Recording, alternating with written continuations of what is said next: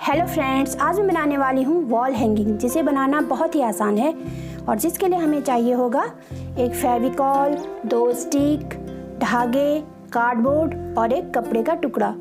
ये मेरी एक पुरानी कुर्ती से मैंने लिया है। अगर आपके पास कोई सुंदर डिज़ाइन का कोई कपड़ा हो जिसका आप यूज़ नहीं करते हैं तो आप उसे भी ले सकते हैं या फिर आप कोई पिक्चर भी ले सकते हैं।